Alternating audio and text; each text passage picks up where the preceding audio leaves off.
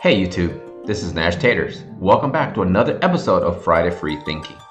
In today's episode, I really want to touch up on a topic that apparently is on everyone's minds and perhaps is going to be on a lot of people's minds in the future as well.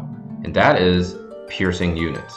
So personally, I haven't really been a humongous fan of Dragoons, but I actually didn't mind them. So it's not like I actively went out and seeked a bunch of Dragoons and wanted to play with them. Back in Final Fantasy Tactics days, I really stuck with units that were giving me a lot of advantage in terms of trying to beat a harder content in that game. And Dragoons for me, they were well designed in terms of looks, but never something that really drew my attention. But in this game, I think it's a good time to really do some discussions on these lovely units because, well, as many people learned, that piercing is actually getting to be more of a hot topic for this game. When we all started this game, it was all about slashing, and then later on we migrated to magic, and I think now piercing is going to be something that could stretch as long as perhaps into 2021. So I thought, what a great time to be discussing some of the best, perhaps useful items in the game for piercing units.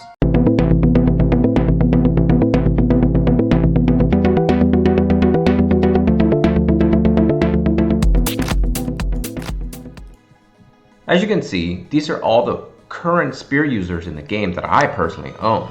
Now obviously they're going to be Eileen, of course, if it will be here, and there's going to be Glaciala, and in the future we're going to have Rosa, and we're going to have Kain. So there's going to be at least 8 different units. And now obviously there are going to be a lot more other units, and chances are I don't really going to have a chance to own them because, well, if they're UR units, I'm not really going to worry too much about them. So right now there are going to be 3 units that I'll be pretty much concentrating on. Now obviously I already have one finished product here, as you can see, that's Sasha, and I'll go ahead and add her to the favorites. And as you can see, these are the 5 units that I currently own. And let's go ahead and just remove Victoria since I'm not going to be building her.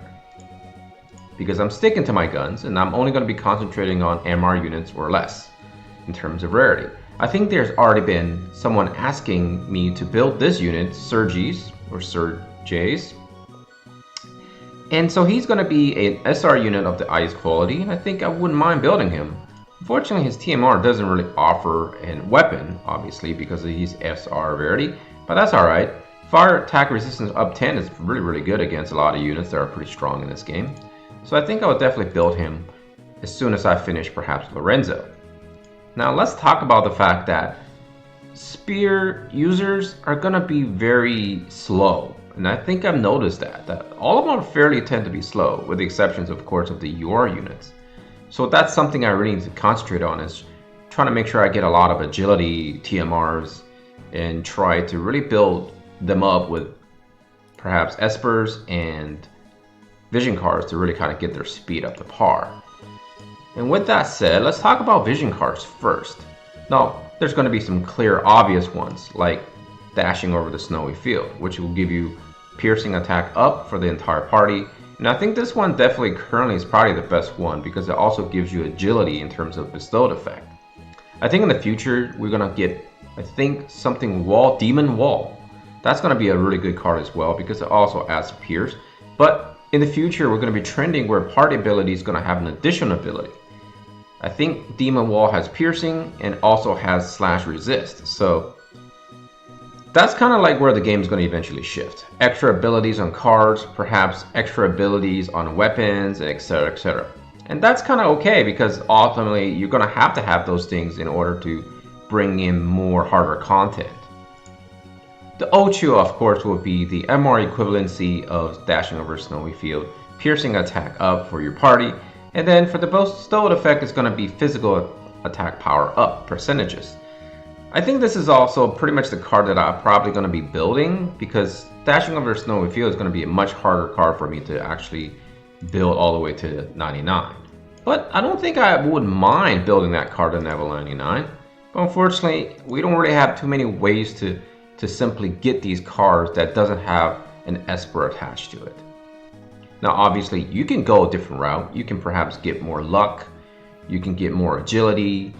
And those are all going to be good choices. You don't necessarily have to concentrate on attack power, obviously, because other utility stats are also going to be very good for your party overall as well. Cards such as Shiva to give you more evasion, perhaps the house card, which will give you more agility for your entire party, and things of that nature.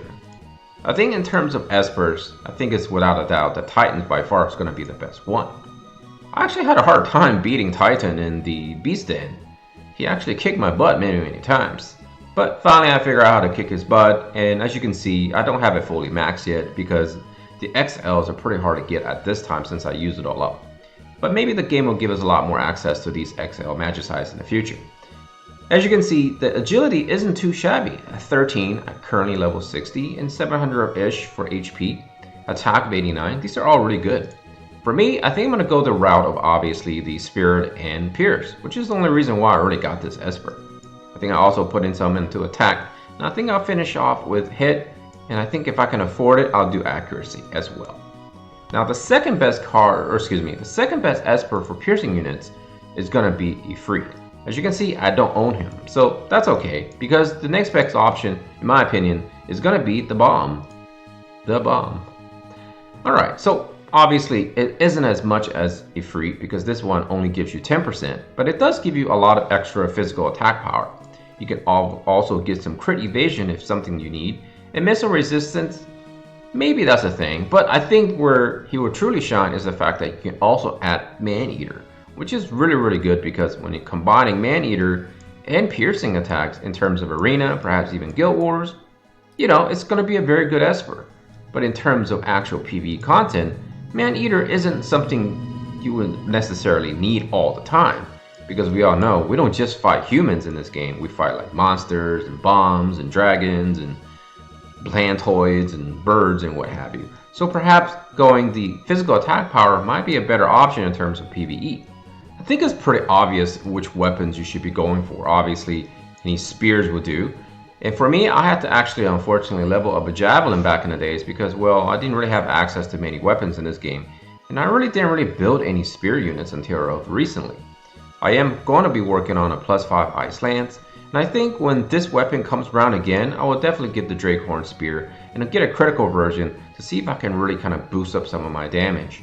Obviously, the other routes I could go is go find the units that have TMRs that give us spears. And I mentioned before, there aren't too many of them. Ramada gives you one. She has the one where it grants you sleep, and of course, our friend here, Lorenzo, also gives you a spear that has Dragon Killer. Which is kind of weird because, well, the Drake Spear one also gives you Dragon Killer. So maybe it's not necessarily that I have both, since chances are I'm going to get Lorenzo the 99 way before I'm going to get this Dragonhorn Spear. But bear in mind, you're going to have a lot more units than simply one spear users. Sometimes, like current situations where you're requiring perhaps multiple spear users because the boss is weird to pierce, and that's Behemoth right now with the Ray going on. There's a chance that you probably be building a lot more than just one spear user. So maybe I'll definitely get a Drakehorn just for the heck of having another spear at my disposal. Now in terms of gear, I think currently the best gear maybe you want to go for is targeting some sort of a resistance against enemy defenses. Now in terms of PvE, any gear pretty much will do, right? You can go with pretty much lots of defense, lots of evasion, lots of spirit. Kind of like a mixed mash of things, because that's what PvE is all about, a big mix mash of things. Going forward, I'm not really going to just concentrate on spear units, obviously. I think I'm going to be concentrating pretty much on any unit that's of relevance in terms of helping me have a good time in terms of playing with units that are not of your quality. If I want to show you something recently, I actually got Phoebe to level 99 because I decided to spend the rainbows. Now, if the game decides to refund me all the rainbows in the future, that's great. But again, for showcasing purposes, I will not be building any UR units. If I was to get rainbows, they're just going to be sitting on the side anyways. And this is the reason why I'm making this change. As you can see, I also did Murmur, because Murmur and Phoebe were two units that I reviewed way back in the days, seemingly anyways. And I think for me it's fine, because I need a magic user, which will be Murmur, and I needed someone that can give me haste, that can give me heals, and of course, Phoebe fits the bill. I think going forward, I do want Grace to be up as well, since I will be concentrating on non-UR units. Since I have Ayaka, I can just kind of play with her on the side when I'm not featuring any units. But for the sake of video purposes and content creation, I think Grace could definitely step up. I think another unit I'm really looking forward to building would be Adalar, because I think he's really tanky and he can deal you out some damage. So I think that would be a very solid target for me as a future project. Of course, he's going to be a little bit harder to obtain since I have to pretty much farm his shards. That's one of the issues with MR units in lower. You don't really have the luxury of simply buying out bulks of these units in terms of shards. And it is what it is because the game ultimately wants to push UR units to most of the general population because that's where they make their money. And obviously that's understandable. So for me, I think it's going to be a long journey, but I think it's going to ultimately be a very rewarding journey. That's all the time I have for this video. I think Friday Free Thinking is a really good vehicle for me to really discuss topics that perhaps could be controversial, but at the same time, it's a good thing. Sometimes we need just to bring topics to the front line so people can discuss and improve, and I think that's what a community is all about. Remember, time is your most valuable resource, so spend it wisely. Till next time, take care of yourself and your loved ones. Nash Traders and his family out. Peace out, guys, and have a great weekend.